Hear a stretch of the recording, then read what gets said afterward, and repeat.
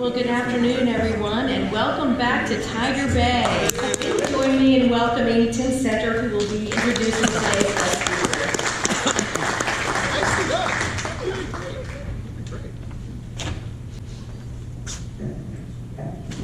The first time I was ever here and invited to sit at the head table, I was sitting next to Bruce Host, the county commissioner at the time, and I was only used as the pun of sitting right of center was Bruce Host. So that was the only reason why I was even invited. So glad to be here. Hey, welcome back. How exciting is this? This is fun. I'm ready. So I get the honor to introduce Jared, and this is fantastic, so I'll give it a shot here. Because this is 2.0, and our big exciting part of this is try to get this into the next generation of music and media cultural references. So if some of these don't work for you, ask the person next to you. Jacksonville-based Southern rock band Molly Hatchet had a big hit in 1979. It was Flirting with Disaster. The lyrics went something like this. We're flirting with disaster, y'all know what I mean. And the way we run our lives, well, it makes no sense to me. So that is all, I think, a perfect analogy of what Florida is at this point. Florida is an amazing state, and probably more so than almost any other. A sandbar basically challenged by climate change, rising sea levels, increasing storm intensity with hurricanes, wildfires, and invasive species, kind of like Canadians, and including Scott Maddox. Following in the footsteps of the former boy mayor, now gone awry, we have our special guest, Jared Moskowitz, a 40-year-old wonderkind. I remember being 40, born in Coral Springs in Broward County, the first elected to the Parkland City Commission. This is the same Parkland that houses the tragic school massacre, and he himself is an alum of Marjorie Stoneman Douglas High School. When he was in law school at Nova, he was elected to serve 2 terms on the city commission, and then elected to serve 9 years in the Florida House of Representatives, where he was tapped by then Governor Ron DeSantis to head up the Florida's Division of Emergency Management. Now, the division plays a prominent role in our state, and we all know that it's created some amazing leaders, some like Craig Fugate, who we all remember, steered us through about 5 named storms in 2004, went on to head up FEMA under President Obama. But more importantly, Craig Fugate gave us the Waffle House Index that indicates the severity of a disaster site when you get there after the storm. If it's open, things are going to be okay. Well, I'm sure the division does a lot of scenario planning, including probably a zombie apocalypse is in there somewhere. But a global pandemic, supply chain issues for masks, the finding a vaccine. The COVID-19 pandemic raised the bar and presented a few challenges that Jared and his team successfully and publicly, very publicly, worked to overcome. I'm wondering whether Jared has his own version of a Waffle House Index that assesses the credibility and ethics of the businesses where you ordered stuff and they just never deliver. I'm sure it's maybe something like the Sopranos Index or something like that. You know, we tend to use the phrase, "It's not my first rodeo," to describe our experience level, but this was everyone's first pandemic. And Jared represented Florida well in our response, and especially our prioritization of protecting our seniors. Personal protection equipment, vaccine distribution, and more became an entire part of his domain. But it took him away from his family. He didn't see his family for 4 months, young boys. So Jared returned full-time to being dad back in Broward County this spring. And just last month was named to be the advisor to the mayor of Miami-Dade to help them with their COVID-19 response. So to sum up, it's pretty clear. Jared is vaxxed, he's waxed, he's ready for sax, and I'd like for you to join me in welcoming Florida's master of disaster, Jared Moskowitz.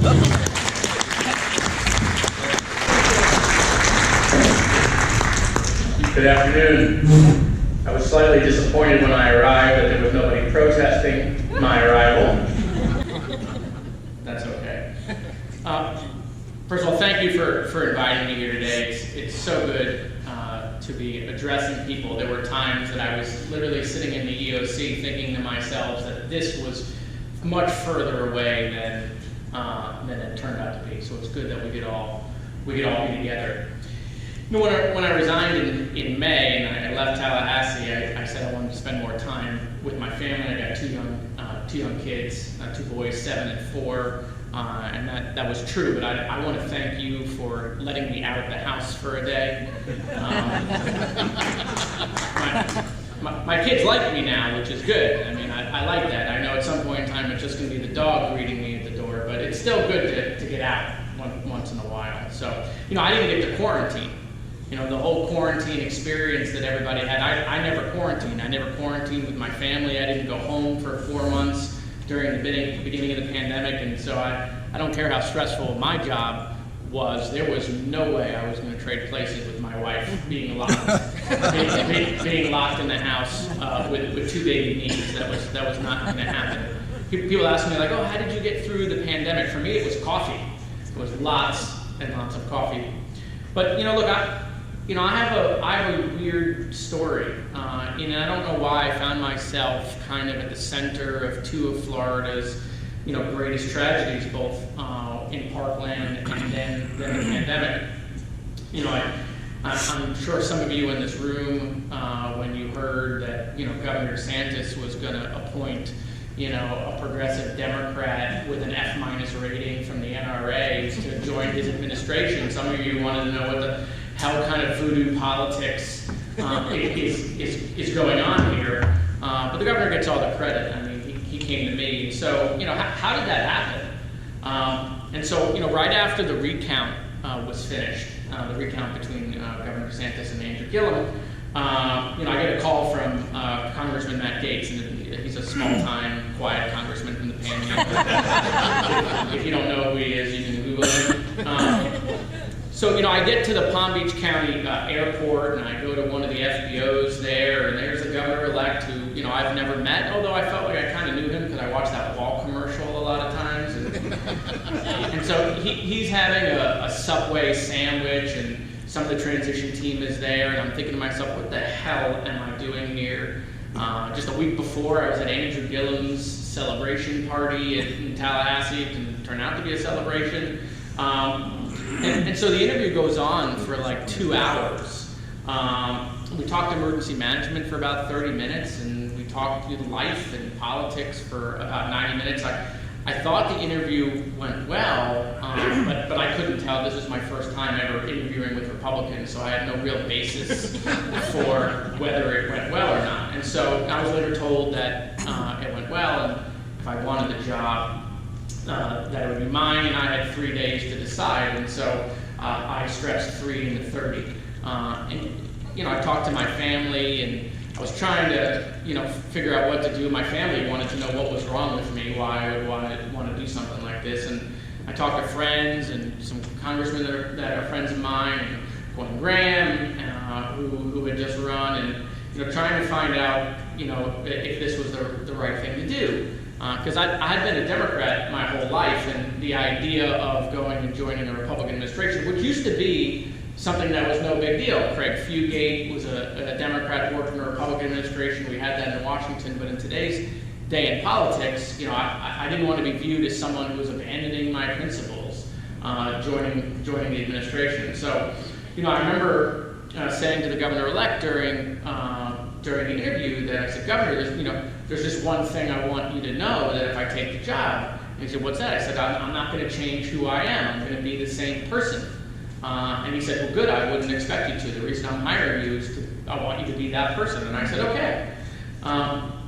I can't say that I grew up wanting to be the emergency management director. I don't remember being in kindergarten, and the teacher goes around the room, and what do you want to be when you grow up? I want to be the emergency manager. I wanted to be a congressman my whole life, quite frankly. I didn't want to, I never thought I'd be some of the newspapers called me the master of disaster. One thing my wife has never called me, by the way, and she will never call me the master of disaster. That is never going to happen. By the way, best title ever, Supreme Allied Commander of NATO. That's the best title. Okay.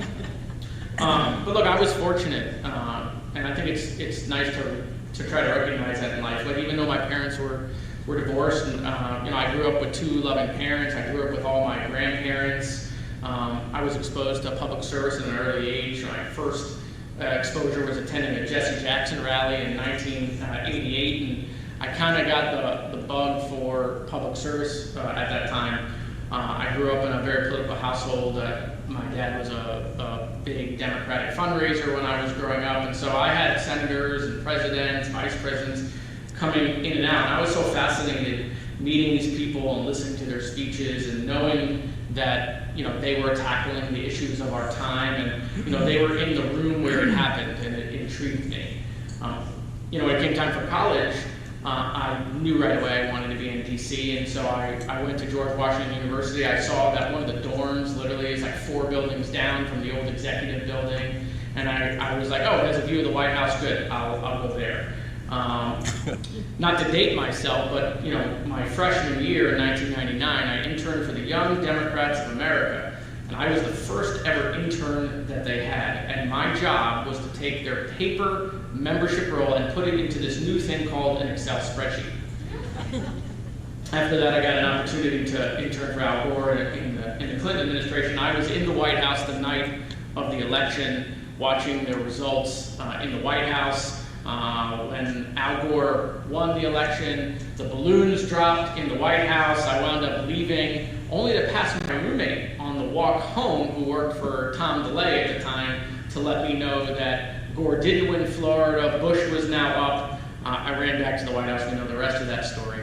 The Government Accountability Office later said that it would cost $4,850 to replace the missing W keys taken from all the keyboards on the computers, and I got myself one of those W keys. After college, I wound up working on Joe Lieberman's presidential campaign, which, as we know, was very long-lived.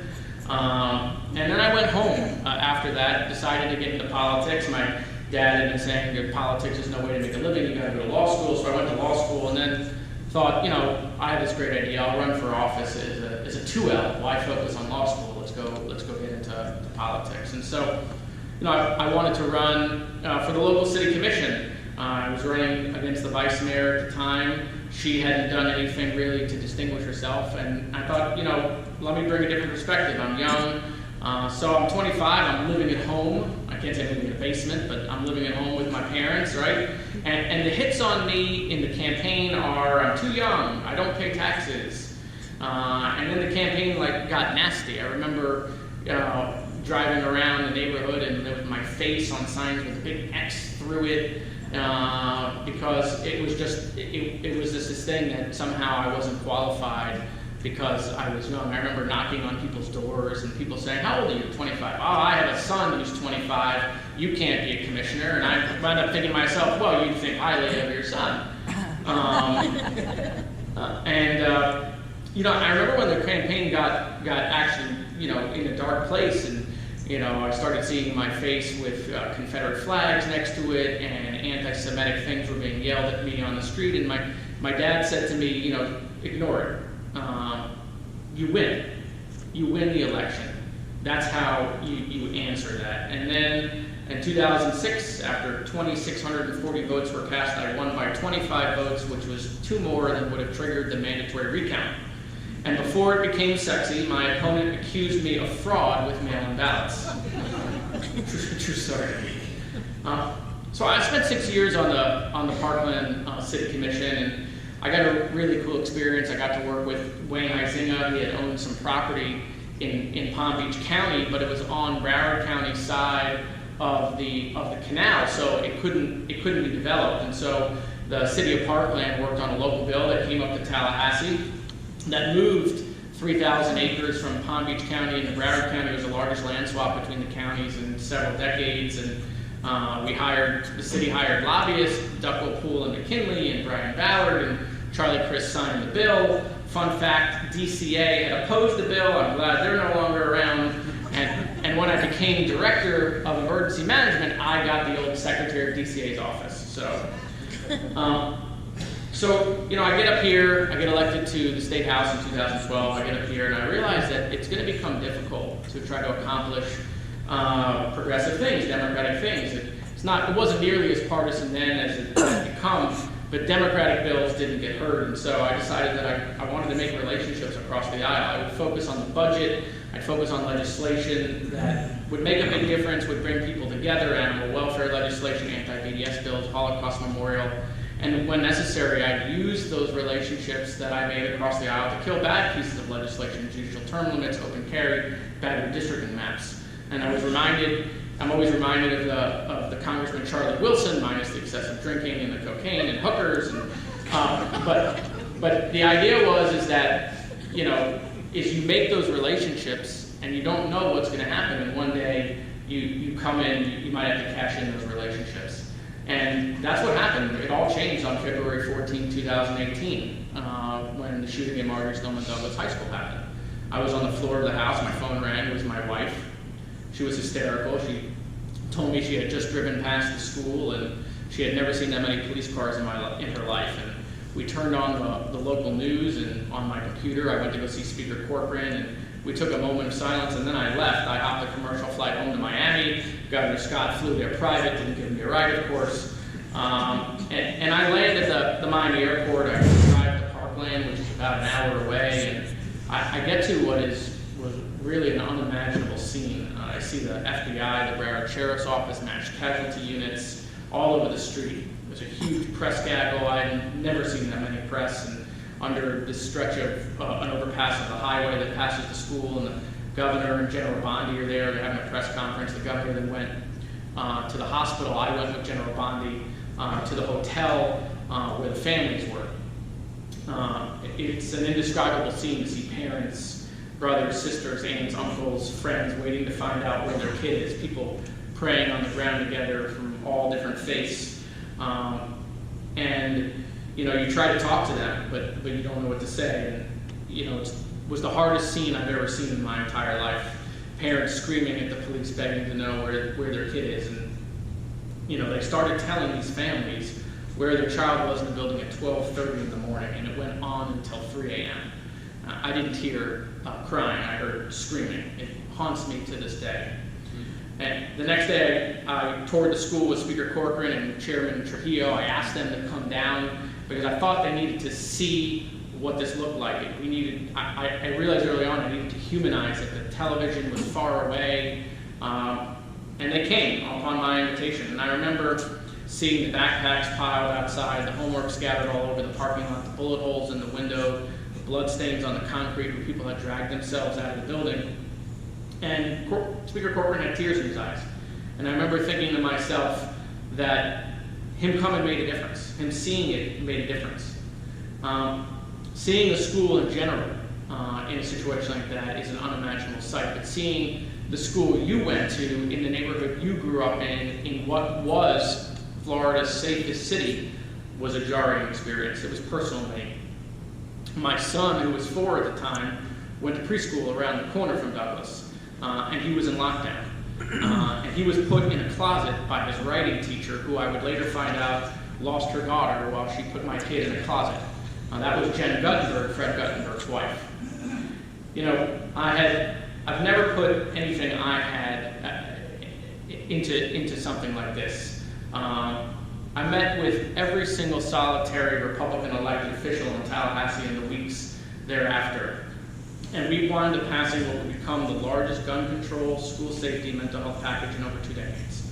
In today's political landscape, it defies the political consultant's brain that the entire Republican establishment rolled the NRA and voted against their political interest because it was the right thing to do. I remember Andy Pollock telling President Trump that there had been one 9/11 and we fixed it. And there should have been one school shooting and we should have fixed it.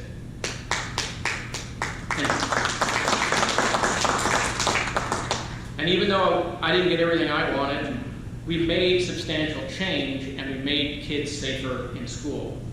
Many people ask, why did I take the job with Governor DeSantis when I was a Democrat in the State House? Why would I join a new governor's administration, won by a very small margin? And my answer was really simple.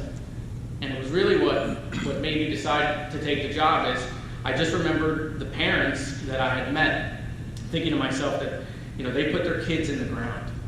And all the nonsense that we read on Twitter, all the stuff that comes out of politicians' mouths because they're posturing to get a rise into the other side or get on television or look at them, I'm the most progressive, I'm the most conservative. You realize that all that performance art bullshit is all noise when it comes to a disaster that hits your family. And that was the reason I took the job. And it was a big deal to me. I was going to leave my family, my wife, my kids.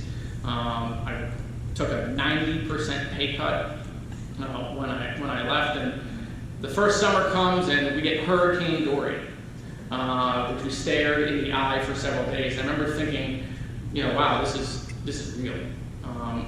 If this thing comes across the state of Florida, this will be a humanitarian crisis. 180-mile-an-hour sustained winds, which exceeds hurricane glass that had been installed.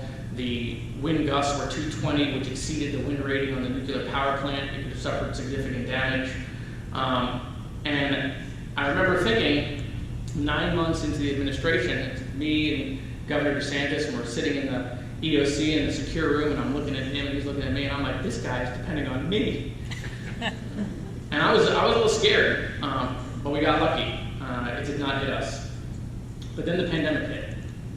And I remember at the beginning convincing myself, oh, it's not going to be that bad. My legislative aide was on Reddit showing me pictures of the Chinese bolting people in their homes and putting them in medical capsules. And I was like, oh, don't believe what you read on Reddit.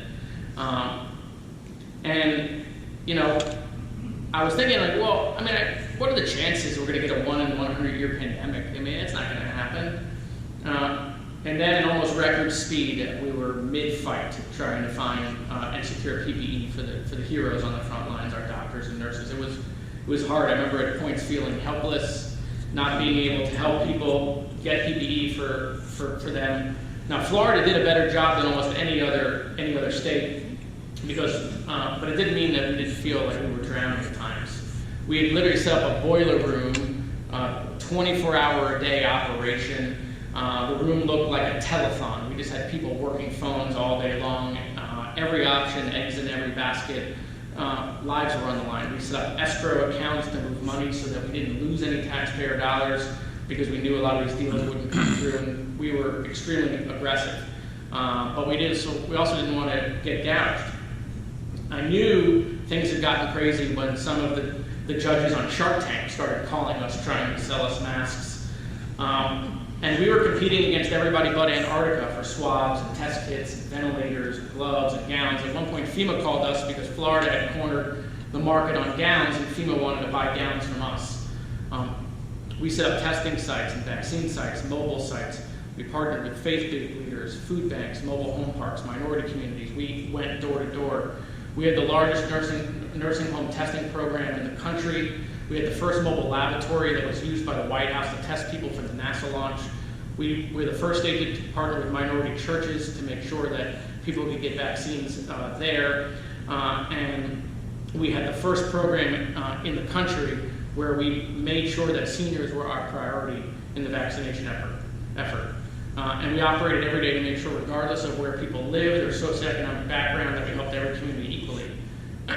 There are points of the operation that I have no memory of anymore because we worked 20 hours a day for so long. I remember getting off the phone with the General of the National Guard of the state of Washington. This was when Washington had that first outbreak, if you remember, at the nursing homes. And he had one recommendation for us. He said one thing: close your nursing homes. And I remember thinking to myself, oh my God, I have to close all the nursing homes in the state of Florida. It was going to be one of the hardest decisions that we were going to have to make. And I ran to the governor and briefed the governor, and then, he had me sign the executive order. And I remember just thinking what that was going to be like to cut people off from their loved ones in what was looking like the greatest disaster of a generation. And I also remember the day that I signed the order to lift closing of the nursing homes. And then the disaster became political. For state employees and emergency management, Department of Health, this became very challenging, hard to understand. For me, I felt in my element, but it made things difficult, almost impossible. The folks at the Division of Emergency Management and the Department of Health saved lives. We can calculate how many people we lost, but we can't calculate how many people we saved by the folks, our state employees, doing their job day in and day out. They have never worked this hard at a level 1. It was the longest activation in state history. They too were away from their families, worried that they would get their families sick because we were all in the building together. There was no teleworking. And quite frankly, we don't pay our state employees enough for the job that they had to do. Emergency management is becoming tougher. Communications is the biggest challenge. People don't usually disagree that there's a hurricane approaching or what category the hurricane is or where it's going to hit. We kind of agree on the disaster that's happening, yet with COVID we had different disagreements over the event, how it was happening, why it was happening, how widespread it was, what's the right response, what works, what doesn't work. And the politics of COVID are still continuing, and it's going to bleed into all sorts of future disasters, and it's going to become a challenge for communities to respond. I mean, we issue mandatory evacuations for hurricanes. We tell people, you've got to leave your home, and nobody quotes the Federalist Papers, but you ask people to wear a piece of cloth on their face for a period of time, and suddenly everyone has a PhD in history. Yeah. So, I had these two public emergencies, which both, share the letter P in Parkland and the pandemic. And, then mid-pandemic last summer in the middle of the spike, I had a personal emergency. And I've not really talked about it in almost a year because I didn't want to distract from the response. This would become the third P disaster in my life in the last 3 years.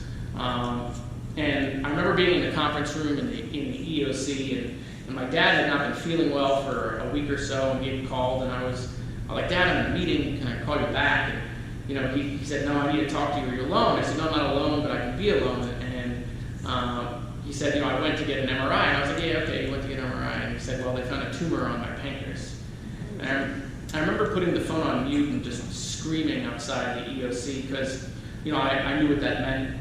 I told the governor and the first lady, and I wound up running a lot of the operation in July from my home while I could get my dad set up with care. And we've been fighting that since last July. I went into emergency mode right away, and wanted to fix everything, get my dad the best doctors, get on the phone with Sloan Kettering and MD Anderson and Duke, Johns Hopkins, and you want to talk to everybody, you want to get everything set, you think you've done something, and then you realize that when you're fighting cancer, you're not even in the first inning of things to come. And it's a real gut check. And just when you think things can't be put more in perspective after going against the pandemic, you're wrong. It's challenging. You box up your frustration and your anger. Everyone asks the same question, what did I do to deserve this? And there's no answer, it's just part of the process. I told my wife after Parkland that all these parents had all these plans for their kids, for their lives, that they wouldn't get to do anymore. No college, no wedding, no grandkids, they're teenagers forever. And it makes you think to yourself, why are people so angry these days? The hatred is so real. Social media gave everyone a voice. It made everyone an expert on everything, especially politics. I don't go on Twitter and give expert podiatry testimony. And a lot of times our elected officials play into it. They feed on it. They feel the need because they are worried about their primaries. The TV media takes advantage of those divisions. They pour gasoline on it for corporate profit. You can't compromise. You can't do big things. You can't eat together. You can't take photos together. You can't compliment each other when you do the right thing. You see a generation of elected officials more interested in Twitter followers than passing bills and legislation. Instead of trying to build consensus or moving the ball down the field, all they want to do is have one play, throw the Hail Mary that converts into a touchdown, instant gratification. And it gets rewarded. But that's not how things work. We face so many problems as Americans, we face so many problems as a country. Nothing has been solved by a tweet. People with political experience are demagogue. If you have 3 years of political experience, you're a career politician. Well, look how many amateurs we have in politics now, and how's that going for us? We live in an echo chamber. We live in bubbles. As a Democrat, I got a rare glimpse at the Republican bubble, and in some ways, it was frightening, but in other ways, it was identical to the Democratic bubble. Our policy disagreements have turned into such vilification of people that we probably have never spent time with and we don't understand. In Washington, there are separate lunchrooms in Congress for people to eat in, and you're not allowed in each other's lunchrooms. Food apparently is divisive. What a travesty it would be if you learned about family members or that their parents or that they have kids, about people on the opposite side. What a travesty it would be if you learned that we're all human. I flew up to Washington D.C. with Jamie Grant to see John McCain lie in state in the Capitol. And I remember when John McCain grabbed the microphone from the lady in the audience during one of his town halls. And she said she was worried about Obama becoming president because he was an Arab.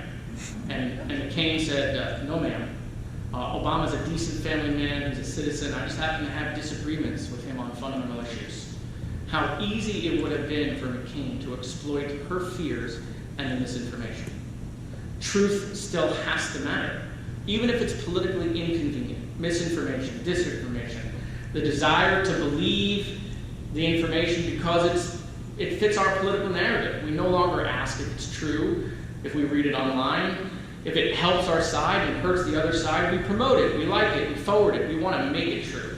I mean, we had a former state employee going on national television saying that the state was hiding bodies. And I'm thinking to myself, I'm in charge of warehouses. Like, I feel like I would know if we were hiding bodies. I remember going to the Panhandle after Hurricane Michael. I'd just been appointed, this is, in early 2019. Here I am, a Jewish kid with the last name Moskowitz. I'm going into the Panhandle to help them recover. And I remember someone saying to me, you're going to spend so much time here, you're going to leave a Baptist. I had to Wikipedia Baptist to see what I was in for.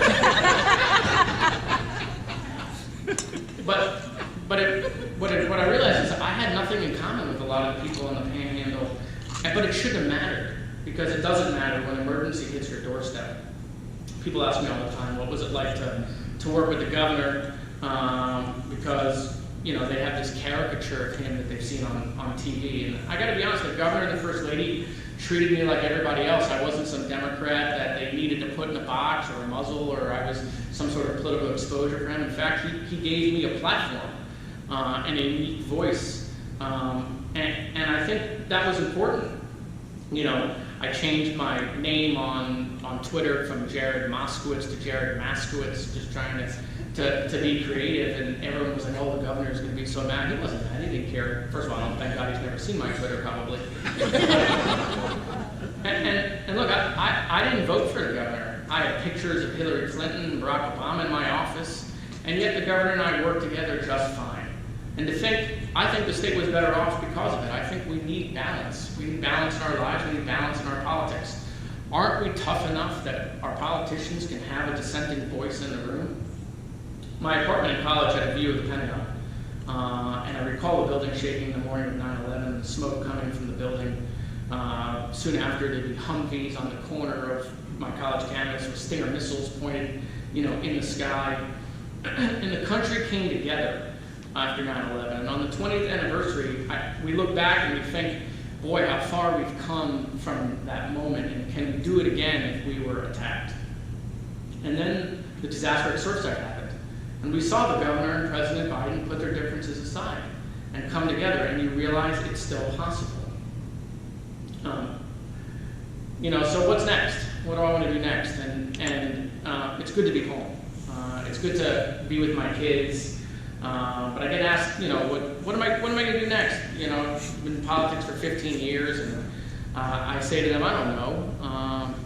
If you had asked me, 4 years ago, that I'd be working for a Republican Governor DeSantis, I would have said back to you, who the hell is DeSantis?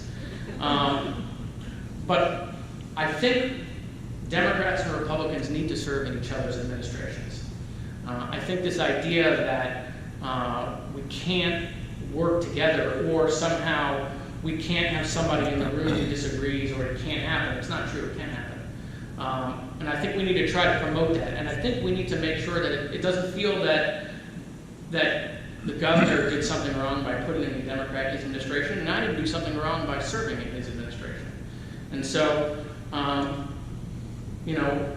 we'll have to see where everything goes now after the pandemic. How things change. Washington just seems so broken at the moment. And a lot of people thought President Biden would get elected and we would snap back a little bit, and it didn't happen. In a lot of ways, it may be worse. And so, look, I appreciate you inviting me here today and telling a little bit, about kind of how I became the emergency management director, because it's a weird story, quite frankly. So thank you.